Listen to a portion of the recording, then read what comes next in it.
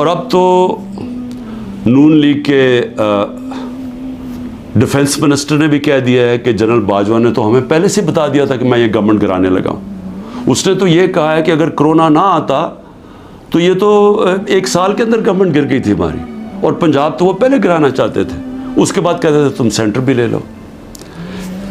ये नहीं कि उसने डिफेंस मिनिस्टर ने ये जो बात की है, हमें तो ये पता ही था कि ये हो क्या रहा है, साजिश हुई है, मैं तो कहता जा रहा था, और साजिश डिले हो गई। दो साल अगर कोरोना के ना आते तो उसके वो भी कहता है कि गवर्नमेंट पहले चली जानी थी।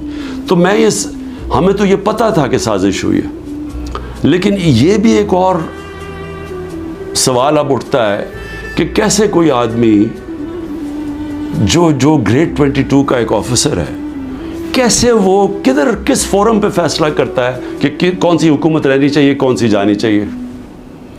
क्या बंद कमरे में इतना बड़ा फैसला होना चाहिए जिसकी इतनी बड़ी कीमत कौम अदा कर रही है।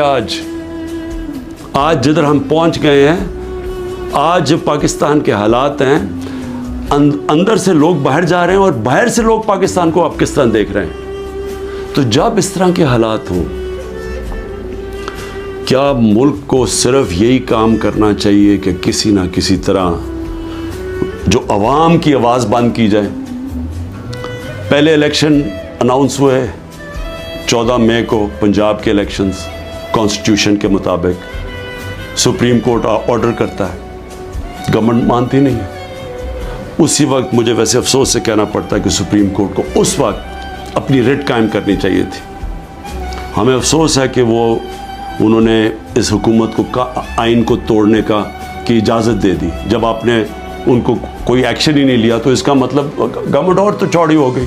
अब तो खुल के कह रही है कि अगर सुप्रीम कोर्ट फैसला भी करता है मिलिट्री कोर्ट्स पे हम मानेंगे नहीं, क्योंकि अब तो उनके लिए तो पाकिस्तान अब जो ताकतवर बैठा हुआ है वो फैसला करेगा आइन का कौन सी शिक माननी है, कौन सी नहीं माननी।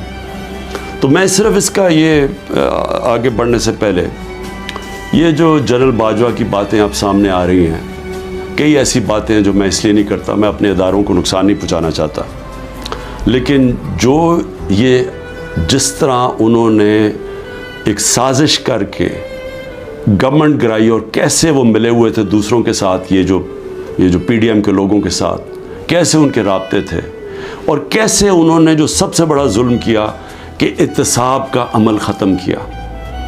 इत्तेसाब, याद रखें कि जो करप्शन केसेस थे, मैं बार बार कहता हूँ 95% हमारे पहले के करप्शन केसेस आ रहे थे, हमें विरासत में मिले थे, हमने नहीं बनाए थे। मेरे ऊपर तो आज 200 केसेस तकरीबन हो चुके हैं चंद महीने के अंदर। इनके ऊपर 2-2, 3-3 केसेस थे और वो सारे पुराने बने हुए थे, 95% पुराने केसेस थे। हमें तो वो जो इत्तेसाब का अमल था वो भी जनरल बाजवा ने इसलिए नहीं चलने दिया क्योंकि उनकी पहले से इनसे डील चल रही थी, बातचीत चल रही थी।